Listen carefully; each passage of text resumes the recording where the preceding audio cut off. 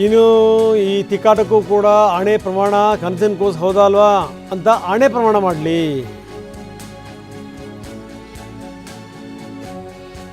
ಬಾಲಕೃಷ್ಣ ಹಾಕಿರುವಂಥ ಸವಾಲಿದು.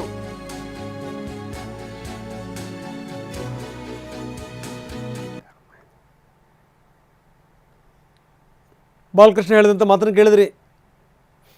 ಈ ಟೌನ್ಶಿಪ್ ತಿಕ್ಕಾಟ ನೀವು ಹೇಳಿದ್ರೋ ಇಲ್ವೋ ಬಂದು ಆಣೆ ಪ್ರಮಾಣ ಮಾಡಿ ಅಂತ. ಹಿಂಗಿದೆ ನೋಡಿ ರಾಜಕಾರಣಿಗಳ ವರಸೆ. ಧರ್ಮಸ್ಥಳದಲ್ಲಿ ಆಣೆ ಪ್ರಮಾಣ ಮಾಡಿದಂಥ ರಾಜಕಾರಣಿಗಳು ಎಲ್ಲೆಲ್ಲೋ ಹೋಗ್ಬಿಟ್ರು. ಇವರೆಲ್ಲ ವಿಚಾರಗಳಿಗೆ ಅಡ್ಡ ಮತದಾನ ಹಾಕಿದ್ರೆ ಬನ್ನಿ ಧರ್ಮಸ್ಥಳಕ್ಕೆ ಹೋಗೋಣ, ಆಣೆ ಪ್ರಮಾಣ ಮಾಡೋಣ. ಬಿಡದಿ ಟೌನ್ಶಿಪ್ ನೀವು ಇದು ಮಾಡಿರಲಿಲ್ವಾ, ಹೇಳಿರಲಿಲ್ವಾ, ಬನ್ನಿ ಹೋಗೋಣ, ಆಣೆ ಪ್ರಮಾಣ ಮಾಡೋಣ. ಏನಿದು ರಾಜಕಾರಣಿಗಳು ಬರೀ ಆಣೆ ಪ್ರಮಾಣ ಮಾಡೋಕ್ಕೆ ಇರೋದು? ಬರೀ ನಮ್ಮ ಪ್ರತಿನಿಧಿ ಪ್ರಸನ್ನ ಈಗ ನಮ್ಮೊಂದಿಗೆ ನೇರ ಸಂಪರ್ಕದಿದ್ದಾರೆ. ಪ್ರಸನ್ನ, ಈ ಧರ್ಮಸ್ಥಳ ಅನ್ನುವಂಥದ್ದು ಇದೆಯಲ್ಲ, ಅದು ಈ ಬಹಳಷ್ಟು ಜನರ ಶ್ರದ್ಧಾ ಕೇಂದ್ರ. ಅದು ಒಂದು ಕಡೆಗೆ ರಾಜಕಾರಣಿಗಳಿಗೆ ಏನಪ್ಪ ಅಂತಂದ್ರೆ ಅದು ಆಣೆ ಪ್ರಮಾಣದ ಕೇಂದ್ರ. ಯಾಕಂದರೆ ನೀವು ಇತ್ತೀಚಿನ ದಿನಗಳಲ್ಲಿ ಯಾರು ಬಾಯಲ್ಲರ ಕೇಳಿ ಮೊದಲು ಪ್ರಸನ್ನ ನೀವು ಕಂಡಂತೆ ಧರ್ಮಸ್ಥಳದ ಹೆಸರು ಹೇಳೋಕ್ಕೆ ಜನ ಹೆದರ್ತಾಯಿದ್ರು, ಅಂಜುತ್ತಾಯಿದ್ರು, ಅಳಗ್ತಾಯಿದ್ರು, ಅಯ್ಯೋ ಏನಾಗುತ್ತೆ ಏನೋ ಅಂತ. ಯಾವಾಗ ಈ ಧರ್ಮಸ್ಥಳದ ವಿಚಾರಕ್ಕೆ ಸಂಬಂಧಪಟ್ಟಂಗೆ ಶವಗಳು ನೂತಿದ್ದು ಅದು ಇದು ವಿಪರೀತ ಸುದ್ದಿಗಳು, ಆಮೇಲೆ ಒಂದಿಷ್ಟು ಷಡ್ಯಂತ್ರಗಳು ಅದೆಲ್ಲ ಆಯ್ತು ನೋಡಿ, ಎಲ್ಲರ ಬಾಯಿನಲ್ಲೂ ಕೂಡ ಧರ್ಮಸ್ಥಳ ಭಾಳ ಸಲೀಸಾಗಿ ಬರ್ತಾಯಿದೆ. ರಾಜಕಾರಣಿಗಳು ಕೂಡ ಅದನ್ನು ಮುಂದುವರಿಸಿದ್ದಾರೆ. ಬನ್ನಿ ಪ್ರತಿಯೊಂದಕ್ಕೂ ಧರ್ಮಸ್ಥಳಕ್ಕೆ ನೀವು ಟೌನ್ಶಿಪ್ ಘೋಷಣೆ ಮಾಡಿರಲಿಲ್ವಾ, ಬನ್ನಿ ಬಂದು ಪ್ರಾಮಿಸ್ ಮಾಡಿ. ಇದು ಸಂಗತಿ. ಯಾರು ಅಡ್ಡ ಮತದಾನ ಹೆಡ್ ಮತದಾನ ಖಂಡಿತವಾಗಲೂ ಅಲ್ಲ, ಅಡ್ಡ ಮತದಾನ ಹಾಕಿರುವಂಥವ್ರು ಯಾರು ಇದ್ದೀರಿ ಬನ್ನಿ ಆಣೆ ಮಾಡಿ. ಇಲ್ಲಿ ತನಕ ಬಂದಿದೆ. ಏನು ನಡೀತಾ ಇದೆ ಪ್ರಸನ್ನ? ರಂಗನಾಥ್, ರಾಜಕಾರಣ ಇದೀಗ ಒಂದು ಚೌಕಟ್ಟನ್ನು ಮೀರಿ ಹೋಗಿದೆ ಅನ್ನುವಂಥದ್ದನ್ನು ಸ್ವತಃ ರಾಜಕಾರಣಿಗಳೇ ಮಾತನಾಡ್ತಾರೆ. ಆದರೆ ಇಂಥ ವಿಷಯಗಳು ಬಂದಾಗ ಮಾತ್ರ ಅತ್ಯಂತ ಸುಲಭವಾಗಿ ದೇವರು ದಿಂಡ್ರು ದೇವಸ್ಥಾನಗಳನ್ನು, ಮಸೀದಿಗಳನ್ನು, ಮಠಗಳನ್ನು, ಮಂದಿರಗಳನ್ನು ಎಳೆದು ತರುವಂಥದ್ದು ಬಹಳ ಸಲೀಸಾಗಿ ನಡೀತಾ ಇದೆ. ಇದೀಗ ಒಂದು ಕಡೆ ಅಡ್ಡ ಮತದಾನದ ವಿಚಾರದಲ್ಲಿ ವಿಜಯೇಂದ್ರ ಅವರು ಆಣೆ ಪ್ರಮಾಣಕ್ಕೆ ಕರೆದಂಥದ್ದನ್ನು ಸ್ವತಃ ಅವರದೇ ಪಕ್ಷದ ನಾಯಕರು ಒಪ್ಪಿಕೊಳ್ಳೋದಕ್ಕೆ ಸಿದ್ಧವಿಲ್ಲ.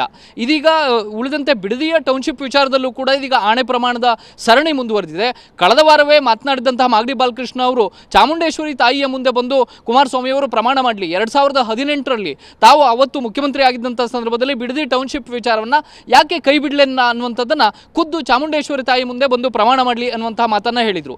ಇದೀಗ ಆಣೆ ಪ್ರಮಾಣದ ವಿಚಾರವನ್ನು ಅವರ ಮುಂದೆ ಕೇಳಿದಾಗ ಮತ್ತೂ ಒಂದು ಹೆಜ್ಜೆ ಮುಂದೆ ಹೋಗಿ ಅಕಸ್ಮಾತ್ ಬಿಜೆಪಿ ನಾಯಕರು ಮತ್ತು JDSನ ನಾಯಕರು ಧರ್ಮಸ್ಥಳಕ್ಕೆ ಬಂದು ನಮ್ಮನ್ನೇನಾದರೂ ಕರೆದ್ರೆ ಅವರು ಬಂದು ಇದೇ ವಿಚಾರವನ್ನು ಆಣೆ ಪ್ರಮಾಣವನ್ನು ಮಾಡಲಿ ಅನ್ನುವಂಥ ಮಾತನ್ನು ಹೇಳ್ತಾ ಇದ್ದಾರೆ.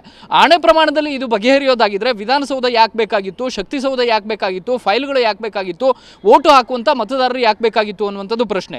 ಜೊತೆಗೆ ನೈತಿಕತೆಯ ವಿಚಾರದಲ್ಲೂ ಕೂಡ ಇದೀಗ ಪರಸ್ಪರ ಹೇಳಿಕೆಗಳು, ಟೀಕೆ ಟಿಪ್ಪಣಿಗಳು ಜೋರಾಗಿ ನಡೀತಾ ಇದ್ದಾವೆ. ಅದು ಬಿಡದಿ ಟೌನ್ಶಿಪ್ ವಿಚಾರ ಇರ್ಬೋದು, ಅಡ್ಡ ಮತದಾನದ ವಿಚಾರ ಇರ್ಬೋದು, ಯಾರು ಕೂಡ ತಾವು ಏನು ಮಾಡಿದ್ದೀವಿ ಅನ್ನುವಂಥದ್ದನ್ನು ಆತ್ಮಸಾಕ್ಷಿಯ ಮತ ಹಾಕಿದವರು ಕೂಡ ಆತ್ಮಸಾಕ್ಷಿಯ ಪ್ರಕಾರ ಅದನ್ನು ಒಪ್ಕೊಳ್ಳೋದಕ್ಕೆ ಸಿದ್ಧವಿಲ್ಲ. ಮತ್ತು ಅದನ್ನು ಅತ್ಯಂತ ಮುಜುಗರಕ್ಕೂ ಕೂಡ ಈ ಕೆಲವೊಂದಿಷ್ಟು ಬೆಳವಣಿಗೆಗಳು ಈಡು ಮಾಡ್ತಾ ಇದ್ದಾವೆ. ಬಿಡದಿ ಟೌನ್ಶಿಪ್ ವಿಚಾರದಲ್ಲೂ ಕೂಡ ಇದೀಗ ಸವಾಲು ಪ್ರತಿ ಸವಾಲು ಎಷ್ಟರ ಮಟ್ಟಿಗೆ ಕ್ವಿಕ್ ಆಗಿ ಬೆಳಕಿನ ವೇಗದಲ್ಲಿ ಸಂಚಾರ ಆಗ್ತಾ ಇದೆ ಅಂತಂದರೆ ಜನಸಾಮಾನ್ಯರ ಫೈಲ್ ಅಷ್ಟು ಬೇಗ ಮೂವ್ ಆಗೋದಿಲ್ಲ. ಒಂದು ಟೇಬಲ್ನ ಇನ್ನೊಂದು ಟೇಬಲ್ಗೆ ಜನಸಾಮಾನ್ಯರ ಫೈಲ್ ಮಾತ್ರ 6 ತಿಂಗಳು 7 ತಿಂಗಳು ಕಳಿಬೇಕಾಗುತ್ತೆ. ಆದರೆ ಈ ಸವಾಲಿನ ಪತ್ರ ಮಾತ್ರ ಅತ್ಯಂತ ಕ್ವಿಕ್ ಆಗಿ ಹೋಗುತ್ತೆ. ಪ್ರತಿ ಸವಾಲಿನ ಪತ್ರ ಮಾತ್ರ ಕೇವಲ 20 ನಿಮಿಷದಲ್ಲಿ ವಾಪಸ್ ಬಂದುಬಿಡುತ್ತೆ.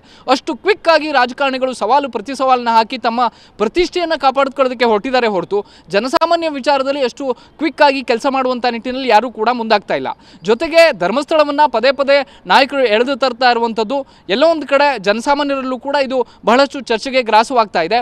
ವಿಜೇಂದ್ರ ಅವರು ಕೊಟ್ಟಂತಹ ಆಹ್ವಾನಕ್ಕೆ ಬಿಜೆಪಿಯ ನಾಯಕರೇ ಅದನ್ನು ಒಪ್ಪೋದಕ್ಕೆ ಸಿದ್ಧರಿರಲಿಲ್ಲ. ಹೀಗಾಗಿ ಅದನ್ನು ಕೈ ಬಿಡಲಾಗಿದೆ.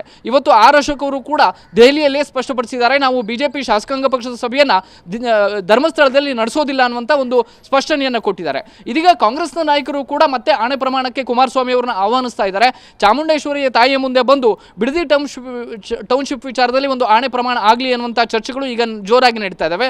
ಆಣೆ ಪ್ರಮಾಣ ದೇವರ ಹೆಸರಲ್ಲಿ ಎಷ್ಟು ಆಗಬೇಕು, ಜನಸಾಮಾನ್ಯರ ವಿಚಾರದಲ್ಲೂ ಕೂಡ ಅಷ್ಟೇ ಸ್ಪಷ್ಟವಾದಂಥ ನಿರ್ಧಾರವನ್ನು ನಾಯಕರು ತೆಗೆದುಕೊಳ್ಬೇಕಾಗುತ್ತೆ. ಅದು ಟೌನ್ಶಿಪ್ನ ನಿರ್ಧಾರ ಇರಲಿ ಅಥವಾ ಅಡ್ಡ ಮತದಾನದ ವಿಚಾರದಲ್ಲಿ ಏನೇ ಇರಲಿ. ಆದರೆ ಒಂದಂತೂ ಸತ್ಯ, ಜನಸಾಮಾನ್ಯರ ಫೈಲ್ಗಳನ್ನು ಮೂವ್ ಮಾಡೋದಕ್ಕೆ ಇಷ್ಟು ವೇಗವನ್ನು ತೋರಿಸಿದಂಥ ರಾಜಕಾರಣಿಗಳು ಇಂಥ ಸವಾಲು ಪ್ರತಿ ಸವಾಲಿನ ವಿಚಾರದಲ್ಲಿ ಮಾತ್ರ ಈ ರೀತಿಯ ಬೆಳಕಿನ ವೇಗವನ್ನು ತೋರಿಸ್ತಾ ಇರುವಂಥದ್ದು ಚರ್ಚೆಗೆ ಗ್ರಾಸವಾಗ್ತಾ ಇದೆ. ರಂಗನಾಥ, ಎಸ್, ಧನ್ಯವಾದ ತಮ್ಮೆಲ್ಲ ಮಾಹಿತಿಗೆ.